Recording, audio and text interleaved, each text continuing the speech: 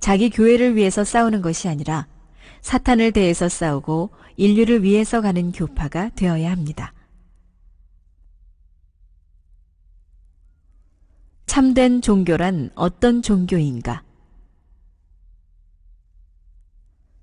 그렇기 때문에 오늘날 종교라는 것은 그 본향의 세계에 돌아갈 수 있도록 그 법도에 맞게끔 훈련하는 곳입니다. 그러므로 역사 이래에 하나님의 뜻을 따르던 수많은 종교는 자기 스스로를 부정하는 일을 했습니다. 왜 희생 봉사하라라고 했는지를 지금까지 몰랐다는 것입니다. 왜 희생 봉사를 해야 되느냐 하는 것을 몰랐습니다. 그것은 본연의 세계가 위할 수 있는 본향이기 때문입니다. 그러므로 그 세계에 가기 위해서는 훈련과 준비를 갖추지 않으면 안 됩니다. 따라서 고차적인 종교일수록 희생 봉사를 강요한 것은 역사시대에 하나님이 역사 과정을 통해 섭리해 왔다는 사실임을 여기에서 공인할 수 있습니다. 그러면 참된 종교가 어떤 종교입니까? 간단합니다. 하나님의 뜻대로 하는 종교입니다. 하나님의 뜻은 무엇입니까? 하나님의 뜻은 우주를 구하는 것입니다. 다시 말하면 세계를 구하는 것입니다. 기독교인들은 이것을 알아야 됩니다. 하나님의 뜻은 세계를 구하기 위한 것입니다. 기독교를 희생시켜서라도 세계를 구해야 됩니다. 이것이 하나님의 뜻입니다. 기독교의 본연의 사명은 하나님의 뜻을 이루는 것입니다. 하나님의 뜻을 이루기 위해서는 인류 구도의 책임을 다해야 됩니다. 그러지 못하면 심판대 앞에 서서 갈 길을 가지 못합니다. 본인이 알아보니까 그렇다는 것입니다.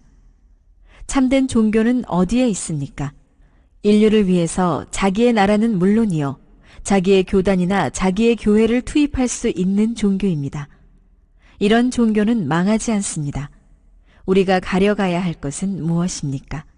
누가 나라를 더 위하고 세계를 더 위하느냐 하는 원칙을 두고 볼 때에 참과 거짓은 확실히 갈라지는 것을 여러분이 알아야 되겠습니다.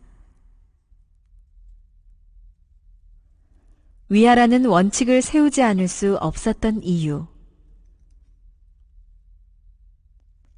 하나님은 왜 위하라는 원칙을 세우지 않을 수 없었겠습니까? 그 내용적 요건을 본인이 몇 가지 말해보겠습니다. 진정으로 자기 생명을 걸고 여러분에게 신세를 지운 사람이 있다고 합시다. 그러면 여러분 자신들이 100%의 신세를 졌으면 그 신세를 갚는데 50%만 갚고 싶겠습니까? 아니면 100% 이상 갚고 싶겠습니까? 여러분의 본성은 어떻겠습니까? 그것은 두말할 것 없이 100% 이상 갖고 싶은 본심이 있기 때문에 오늘날 우리는 그 본심을 따라 구원받을 수 있는 가망성이 있다는 것입니다. 그렇기 때문에 지혜의 왕 되시는 하나님께서는 위에 사는 원칙을 세우지 않을 수 없다는 사실을 알아야 됩니다. 위에서 살 때는 영생할 뿐만 아니라 번창이 벌어집니다. 거기에서 발전한다는 것입니다. 신세를 졌으면 신세를 갚는데 적당히 갚을 리가 만무합니다. 진정으로 생명을 걸고 그 이상 갚고 싶은 본심을 가지고 있습니다. 그러한 마음이 있기 때문에 천국에 갈 수 있다는 것을 알아야 됩니다. 또 위에서 존재하는 원칙을 세우지 않을 수 없는 두 번째 요인이 무엇입니까? 예를 들면 여러분 가정에 8식구가 있다고 합시다. 그 8식구 가운데 맨 나이 어린 동생이 가정을 위하는 데에 있어서 아버지나 어머니 혹은 형님이나 누나보다도 그 가정을 더더욱 위하게 될 때에는 어떠한 자리에 나갑니까? 점점 높임을 받아서 중심적 존재로 등장하게 됩니다. 오늘날 종교에서 가르쳐준 모든 논리가 역설적인 것 같지만 위에서 존재하는 이 원칙을 따라가 보게 될 때 보다 위하는 존재일수록 보다 차원 높은 중심 존재가 된다는 것입니다. 어떻게 돼서 중심 존재가 됩니까? 하나님은 만 우주를 위해서 존재하므로 위하는 사람은 하나님을 닮기 때문입니다. 그러므로 하나님은 자기와 같이 닮은 존재를 하나님을 대신한 중심 존재로 세우는 것은 타당한 결론입니다. 진정으로 위하는 주체 앞에 진정으로 위하는 대상이 될 때 자연히 중심 존재가 되지 않을 수 없습니다. 오늘날 정치 철학에서 문제되는 것이 무엇입니까? 지배자와 피지배자의 문제입니다. 이 문제를 어떻게 해결하느냐 하는 것이 지금까지 고심거리였습니다. 여기에서 간단하게 해결된다는 것입니다. 보다 위하는 입장에 서서 그 중심 존재 앞에 지배를 받고 주관을 받는 것이 오늘날 인간은 부끄러운 줄 알았습니다. 남에게 지배받고는 못 살아 라고 했지만 천만의 말씀입니다. 진정으로 자기를 위하는 사람 앞에 완전히 주관받고 지배받을 수 있는 자리가 얼마나 행복한 자리인지 우리는 미처 생각하지 못했다는 것입니다. 여러분이 영계에 가게 된다면 하나님은 천지의 중심 존재로 계시기 때문에 그분 앞에 천년만년 지배를 받으면 받을수록 그 이상의 행복이 없다는 것을 알게 됩니다. 오늘날 우리는 이것을 몰랐습니다. 자기를 위하여 진정으로 지배해 줄 수 있는 사람, 그러한 분이 있다면 거기에 참다운 평화가 있을 수 있다는 사실을 우리는 미처 몰랐습니다.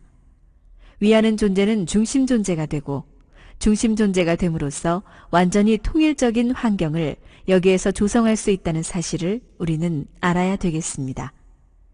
그 다음에 세 번째 요인은 무엇입니까? 왜 위에서 존재하라는 원칙을 세우지 않을 수 없었습니까? 여러분은 지금까지 사랑하면 그것은 내 사랑이다 라고 생각하기 쉬웠다는 것입니다. 사랑하면 그것을 여러분은 자기 사랑인 줄 알았습니다. 도대체 사랑은 어디서 옵니까? 사랑은 내게서 오지 않습니다. 이상도 내게서 오지 않습니다. 생명보다도 귀한, 그 무엇보다도 가치 있는 사랑과 이상은 나로부터 올 수 없다는 것을 여러분이 알아야 됩니다. 그것은 상대로부터 오게 됩니다. 하나님이라고 하더라도 마찬가지입니다. 이렇게 상대가 고귀하다는 것을 미처 몰랐습니다. 그렇기 때문에 생명보다 귀한 사랑과 생명보다 귀한 이상은 어디로부터 옵니까? 나로부터 오는 것이 아니라 상대로부터 오기 때문에 그것을 봐서라도 겸손히 머리 숙여야 되며 위하라는 법도를 세우지 않을 수 없다는 것을 알아야 되겠습니다.